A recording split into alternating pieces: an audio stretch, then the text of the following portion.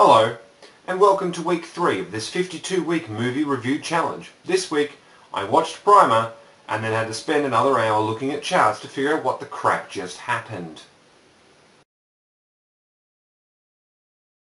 Primer is a 2004 sci-fi drama that's a fairly independent sort of film, written, directed, and also starring a fellow by the name of Shane Carruth. Primer is a 2004 independent sci-fi drama film about 4 friends, colleagues that basically work together to try and create new inventions and bits and pieces they can sell. When 2 of them, Abe and Aaron, accidentally discover the secret to time travel.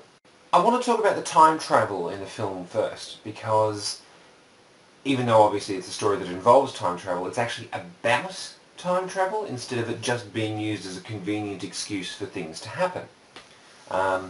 Most films that use time travel use some very distinct types of time travel. You've got DeLorean-style time travel from Back to the Future, where you plug in a date and time and you go there. You've got TARDIS-style time travel, which is similar to the DeLorean, with the exception that it goes in 4 dimensions as opposed to just the dimension of time. You've got Terminator-style time travel, which basically has a machine in the future that you can send you back to the past with no real way back. And there's also apparently Time Cop works in a way that you still have full control of the time machine that's in the future to be able to send you back, or you get sent back at a predetermined amount of time. Time travel in Primer is different. It's hard to describe, but it works in a way that almost sounds sciencey. You put something in the box at the start, and then you take it out at the end, and it's spent about 1,300 times as long. There's no real reason for that number.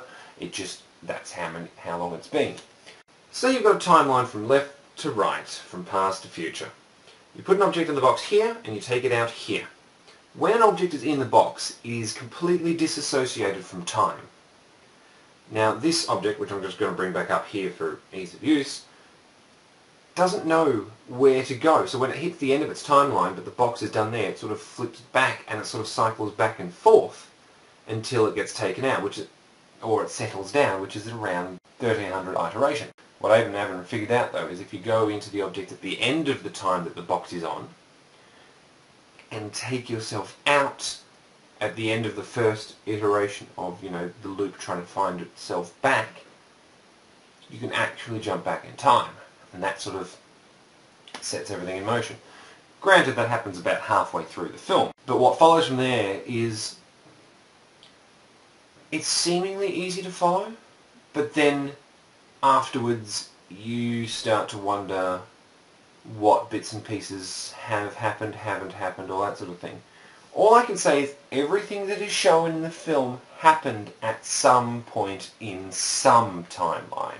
After watching the film, I spent half as much time as the film went for just looking at charts and graphs to try and figure out what happened. And the thing is, because half the action doesn't actually happen on screen and is all told in flashbacks and all that sort of thing, it's really difficult to keep track of, I guess.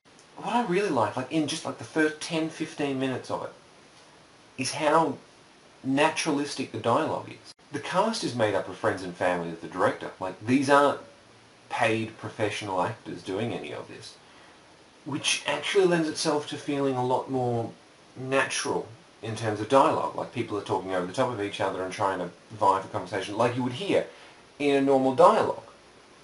Yeah, it's hard to follow from there, so it's hard to sort of condense my opinions about it in a review. So instead I've just spoken about time travel and how that works instead. Why not? Overall, I'm probably going to give it 6 out of 7. Yeah. Same as I gave 2001: A Space Odyssey. So it may look like I'm biased towards sci-fi, but I have a sample size of 3 settled down. It's a good film, a great film. It has a very complicated plot, and, well, it's not so much plot as trying to follow the changes of morality of all the characters, but it's very engaging and it's very realistic insofar as a film about time travel can be. The time travel machine, the box itself, its name is just mundane. It's a box, and it's pretty much made out of PVC piping and what looks like aluminium foil equivalent of a tarp in amongst it. But that's the thing. It is a first prototype. First prototypes are generally made with whatever you have lying around. But the thing that blew me away the most was the budget. Watching it, it felt like a very high-quality student film. And then discovering afterwards that the budget for the film was only $7,000. That's it. And most of that went to buying the film that they had to actually film it on. It's just amazing. Like, they had a filming ratio of 2:1, i.e. it's a 77-minute film. They would have had about 150 to 160 minutes of film that they could even use at all. Thank you for watching this week's movie review. Next week I'll be watching the film Seven. I don't actually know anything about the film, so please don't spoil it for me in the comments down below. I'm going to go into it completely blind, but until then, tally-ho.